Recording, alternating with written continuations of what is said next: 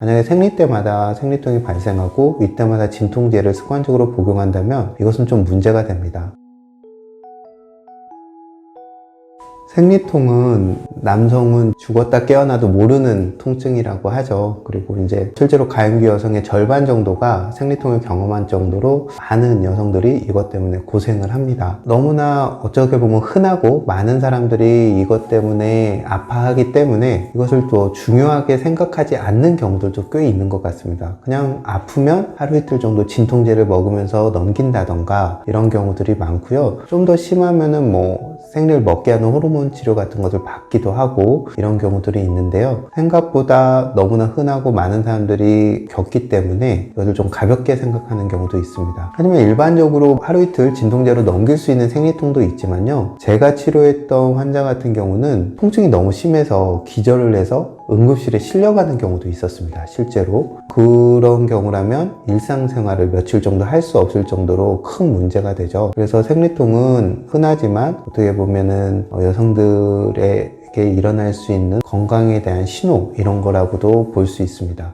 많은 사람들이 통증이 있으면 요즘에는 진통제라는 너무 간단한 수단이 있기 때문에 그걸 통해서 통증을 없애려고만 하는데요. 하지만 여성의 몸에서 일어나는 생리통이라는 현상은 내 여성의 몸과 마음에 뭔가 불균형함과 불편함이 있다는 신호로 받아들이는 것이 저는 좋다고 생각합니다. 그래서 그것을 무조건 없애기보다는 왜 이런 현상이 일어날까, 이런 내 몸 안에서 일어나는 목소리에 귀를 기울여 주셨으면 좋겠습니다. 생리통은 크게 두 가지로 분류를 합니다. 우리가 작은 성근증, 작은 근종, 작은 내막증과 같은 자궁내 질환이나 임신을 막기 위한 피임기구의 삽입 이런 것들로 인해서 일어나는 2차성 생리통이 있고요. 이런 경우는 원인을 제거하는 방식으로 접근하게 됩니다. 그런데 아무래도 제가 더 많이 보게 되는 1차성 생리통 환자들은 병원 검사상 특별한 이상이 진료하니 발견되지 않는 경우입니다. 보통은 초경 때부터 시작해서 20대 여성들에게 많이 발생하는데요. 특별한 원인 질환도 없고 그러기 때문에 보통은 이런 경우 아까 말씀드린 대로 진통제를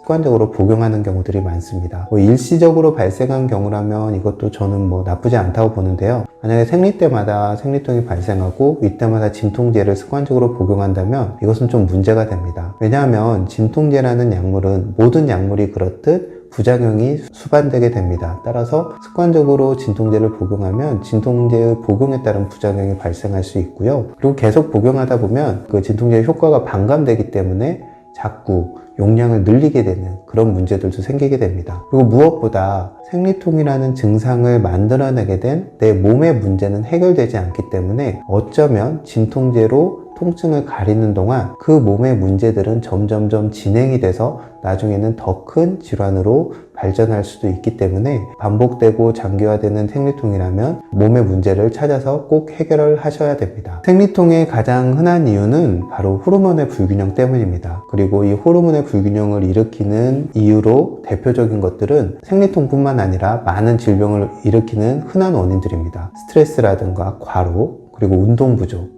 그리고 가공식품이나 기호식품 같은 잘못된 음식들의 섭취로 인한 부실한 영양들, 그리고 낮과 밤이 바뀌고 낮밤도 모르고 사는 어떤 생활 습관, 생활 리듬 이런 것들이 몸 안의 신호들을 교란시키고 제대로 기능할 수 없게 함으로써 호르몬의 불균형을 가져오게 되고 이로 인해서 생리통이 발생하게 됩니다. 이런 생활 속에서 이유가 있다면 그런 부분들을 찾아서 해결하는 것이 어떻게 보면 생리통을 해결할 수 있는 가장 좋은 방법이 되고요. 이와 함께 한의학에서는 자궁과 난소가 위치하고 있는 이 아랫배, 하복강의 흐름들에 주목을 하는 편입니다. 우리가 아랫배 쪽으로의 혈액순환이 잘 되고 따뜻하고 좋은 환경이 마련이 되면 생리통이나 이런 것도 잘 발생하지 않고 또 여성의 임신도 잘 된다고 보는데요. 그런 부분들이 잘 되지 않을 때 골반 내 우렬 증후군이라고 하는데요. 이 하복강 쪽의 혈액의 흐름들이 떨어지면서 한의학적으로 치면 담음이나 어혈과 같은 것들이 생기게 되고 또 거기에 만성, 염증성 상태가 만들어지게 됩니다. 그래서 이런 아랫배 쪽으로의 흐름들을 개선하는 것들이 한의학에서는 어떤 생리통의 치료의 첫 번째 목표가 됩니다. 이 아랫배라는 공간에는 자궁 난소뿐만 아니라 방광이라던가 직장도 함께 위치하고 있기 때문에 생리통이나 생리전 증후군으로 고생하는 사람들 보면은 소변의 문제도 있고요. 또는 대변의 배설에도 문제가 있는 경우들이 많습니다. 함께 서로 유관한 증상들이 생길 수밖에 없는 공간인 거죠. 그래서 뜸도 뜨고 침도 쓰고 약물도 쓰고 생활습관의 변화들을 통해서 아랫배 쪽으로의 순환을 개선하는데요. 제가 생리통 환자들을 보면서 발견하게 된 점 중에 하나는 아랫배 쪽으로 순환이 안 되는 사람들 중에 이 가슴 쪽으로 흐름들이 몰리는 경우가 많았던 겁니다. 우리가 왜 핏뱃에 물을 담아서 윗뚜껑을 딱 막으면 밑으로 물이 떨어지지 않죠? 그런 것처럼 원인 자체는 가슴 쪽으로 흐름이 몰려서 아래쪽으로 순환이 안 되는 경우들이 많았습니다. 그래서 하복강 아랫배 쪽의 문제지만 가슴을 풀어줬을 때, 가슴 쪽을 잘 소통시켰을 때 생리통이 개선되는 경우도 많았습니다. 식사에 있어서는 저는 무엇보다 가공식품의 섭취를 줄이기를 권하는 편입니다. 아무래도 배달 음식이나 사 먹는 음식도 조금 줄이면 좋겠죠. 실제 통계를 봐도 우리가 산업화에 들어서면서 전통적인 집밥, 발효식품 이런 것들을 적게 먹고 과자라던가 가공식품들을 많이 먹으면서 생리통이 증가했다는 보고들도 있거든요. 그래서 생리통으로 고생하는 분들이라면 가공된 음식들을 일단 줄이는 것을 첫 번째 목표로 하고, 그리고 된장, 전국장, 고추장, 김치 이런 것 같은 전통적인 발효식품들을 조금 더 먹고 제철 식재료 중심으로 집밥을 해 드시길 권합니다. 그리고 생리통으로 고생하는 분들에게 권하고 좀 추천하는 음식을 한 가지 들자면 바로 브로콜리 스프입니다.